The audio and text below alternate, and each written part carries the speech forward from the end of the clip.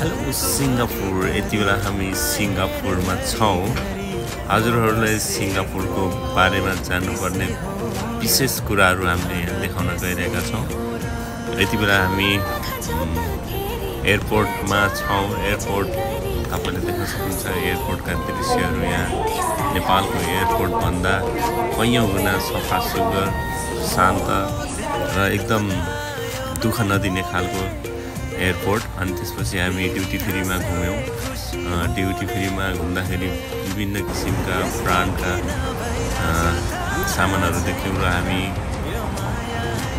Singapore पुगिसक्यौँ र सिङ्गापुरमा त्यो जापानले आक्रमण गर्दाखेरिको मन्दिरमा घुम्यौँ। त्यसपछि सिङ्गापुर बजार घुमियो। सिङ्गापुर बजारमा हजुरहरू घुम्न जाँदाखेरि विभिन्न नियमहरू पालना गर्नुपर्नेछ। त्यहाँ लाइटको पनि फोहोर गर्न पाइने छैन र धेरै नि एक आपसमा कुरा गर्ने झैँ झगडा गर्ने त्यस्तो वातावरण देखिएन त्यहाँ। हामी सिङ्गापुरको बजार परिक्रम गर्दै गर्दा यहाँ दिएका दृश्यहरू तपाईँले देख्न सक्नुहुन्छ। यति बेला हामी सिङ्गापुरको मुस्ताफा सेन्टरमा आइसकेका छौँ।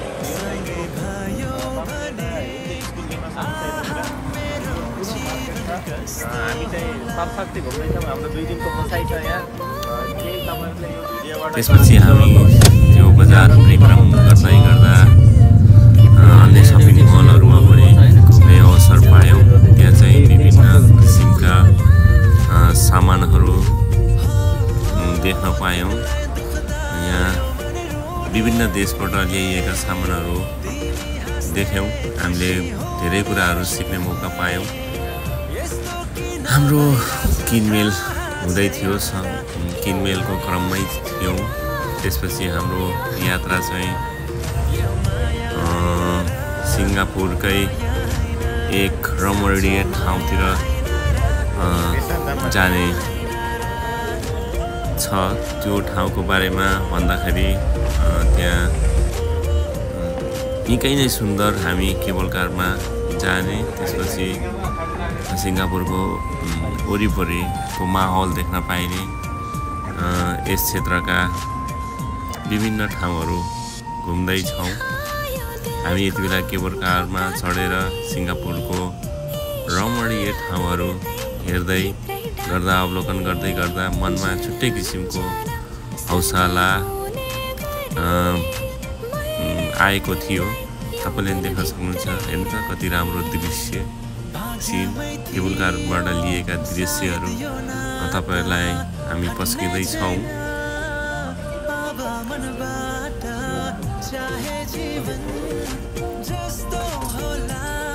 हामी फोटो बनाउने, फोटो खिच्ने, भिडियो बनाउने, टिकटक बनाउने विभिन्न कार्यहरूमा रमाउँदै गर्दा सिङ्गापुरमा हजुरहरू एकचोटि भिजिट गर्न आउनुहोला। निकै नै राम्रो छ, सुन्दर छ, शान्त छ। यहाँ कोहीसँग झै झगडा यताउता धेरै टक गर्ने त्यस्तो कुनै छैन। बजार भिडभाड केही छैन। एकदम सबै नियमले चल्नुपर्ने छ। आनन्दको वातावरण देखियो यस ठाउँमा। हामी धेरै ठाउँहरू अवलोकन गर्दै गर्दा मनमा चाहिँ नेपालमा पनि यस्तै किसिमको भइदिए। कति पर्यटकहरू आउने थिए र नेपाललाई एक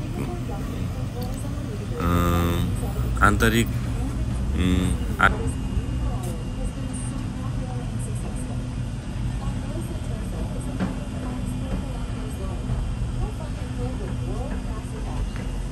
यादहरूलाई साथै राखेर हाँसोले खुसीले घर सजाएर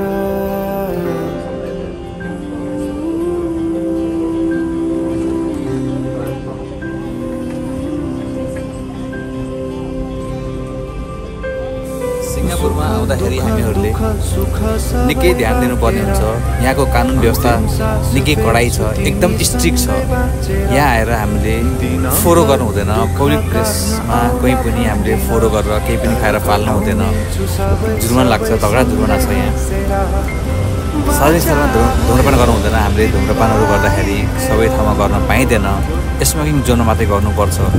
र अन्य देशबाट यहाँ आउँदाखेरि हामीले सिगरेट पनि ल्याउन पाइँदैन। 100 ग्रामभन्दा बढी सिगरेट ल्याउन पनि यहाँ एकदमै कानुनको उसमा छ, उल्लङ्घन हुन्छ, यसमा पनि कारवाही हुनसक्छ। र हामीहरू चाहिँ यहाँ आएर गर्दाखेरि कुनै पनि ठाउँमा एकदमै बाटो पार गर्दाखेरि कुनै बटन दबाएर बाटो पार गर्नुपर्ने हुन्छ। र यहाँ आइसकेपछि हामी घुम्दाखेरि छोड्नै नहुने ठाउँहरू हुन्छन्, जो म तपाईँलाई भन्न गइरहेको छु। मरिना बे सेट्स एकदम प्रसिद्ध पर्यटन स्थल हो यो, जहाँ हामीहरू चाहिँ गएर एकदमै आनन्द लिन सकिन्छ। 2 नम्बरमा छ गार्डन बाई दवे, यो पनि एकदमै सुन्दर उखान छ, त्यहाँ गएर हामीले प्राकृतिक सुन्दरताको आनन्द लिन सकिन्छ। भने अर्को छ सिङ्गापुर फ्लायर, यो एक प्रसिद्ध आकर्षण स्थल हो, सिङ्गापुरको सहर पुरै यहाँबाट हेर्न सकिन्छ। भने अर्को छ चाइना टाउन, यो एकदमै प्रसिद्ध क्षेत्र हो, जहाँ हामी चीनको संस्कृतिको अनुभव भरपुर गर्न सकिन्छ। अर्को छ लिटिल इन्डिया, यो एक प्रसिद्ध क्षेत्र हो, जहाँ हामीहरूले भारतीय संस्कृतिको अनुभव गर्न सकिन्छ। र हामी चाहिँ समुद्र तटबाट पनि पार हेर्न सकिन्छ, यहाँबाट आनन्द गर्न सकिन्छ। अर्को छ सिङ्गापुर जू। सिङ्गापुर जू भन्न बित्तिकै एकदमै आनन्द, एकदमै रमाइलो लाग्छ। एकछिनको लागि हामी बिर्सिन्छौँ कि हामी जूमा होइन, हामी त ठुलो जङ्गलमा छौँ जस्तो लाग्छ। यहाँका जूहरू हेर्दाखेरि निकै नै आनन्द आउँछ। सिङ्गापुर जू हामीले छुटाउनै हुँदैन। अर्को छ नाइट सफारी। नाइट सफारी भनेपछि एकदमै प्रसिद्ध आकर्षण स्थल हो, यहाँ हामी चाहिँ रातिमा जनावरहरू हेर्न पाइन्छ। र अर्को छ एउटा सिङ्गापुर बोटानिकल गार्डन भन्ने, यो बोटानिकल गार्डन त अन्य देशमा पनि छन्, इन्डियामा पनि छ, अरू देशमा पनि छ, तर यो सिङ्गापुरको जो बोटानिकल गार्डन छ यो चाहिँ हामीले छुटाउनु हुँदैन। सिङ्गापुर बोटानिकल गार्डनमा एकदमै यो सुन्दर उखान छ, प्राकृतिक सुन्दरता छ, आनन्द लिन सकिन्छ हामीले यसको।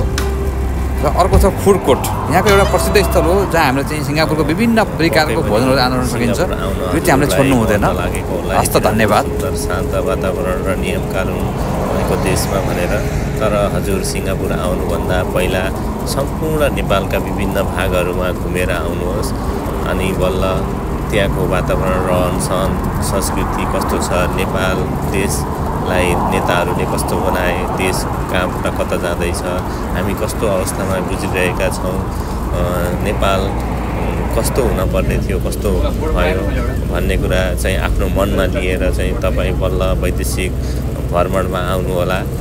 म त धेरै ठाउँमा, नेपालको धेरै विभिन्न ठाउँहरूमा घुमेर आएको थिएँ र मलाई एकदम नेपाल सम्झिँदाखेरि दुःख लाग्छ। मतलब देश बिग्रेको चाहिँ कारण नेताहरूकै कारण, नियम कानुन नभएको कारण, स्ट्रिक्ट नभएको कारण देश बिग्रिएको छ जस्तो मलाई आह्वान हुन्छ। यो देशमा आउँदाखेरि यहाँ प्रत्येक सिस्टम, मान्छे बोल्नु पर्दैन, सोध्नु पर्दैन, सबै लाइट अनि एरो सङ्केतहरू हुन्छन् नि विभिन्न, सबै सिस्टेमेटिक तरिकाले गयो। टाइमिङको महत्त्व, गाडी जस्तै हामीलाई पिकअप गर्न 12 बजे आउँछ भनेपछि 12 बजे नै आउँछ। 12 बजे र 10 मिनटसम्म हामी रुमबाट निस्केन भने गाडी छोडेर जान्छ। 10 मिनटको पनि भ्यालु छ यो देशमा। त्यही भएर हामीले भन्ने गर्छौँ हाम्रो देशमा चाहिँ नियम अलि स्ट्रिक्ट नभएको कारण हाम्रो देश अलि पछि परेको हो। देश बनाउनलाई राम्रो नियम चाहिन्छ, राम्रो कानुन चाहिन्छ। हामीले त्यसै भनेका होइनौँ। हाम्रो देशमा चाहिँ यस्तो यो हेर्नुहोस्, यहाँ वासिङ मेसिन बाहिर छ, टक्क त्यहाँ डलर तपाईँले झारिदिनुहोस्, कोइन $10 $5 कति झार्नुहुन्छ, तपाईँको केजी कति हो त्यो कपडा हाल्नुहोस्, आफै धोइदिन्छ, बाहिर आउँछ। अनि लयो आफ्नो कपडा सुकायो, आनन्द। यतापट्टि तपाईँलाई जुस खान मन लाग्यो, केही खान मन लाग्यो, कोइन हालिदिनुहोस्, अनि जुस निस्किन्छ, अनि खायो। यो हेर्नुहोस् त बाटो सबै एरो छ। कार कहाँ पार्क गर्ने, कारको पार्क गर्ने एरिया बाटोमै छुट्याइदिन्छ। साइकल राख्यो, टक्क लक गर्यो, राख्यो। अनि त्यसपछि यहाँ क्युआर हुन्छ, क्युआर स्क्यान गर्यो, साइकल उठायो, गयो, फेरि लक गर्यो, छोडिदियो।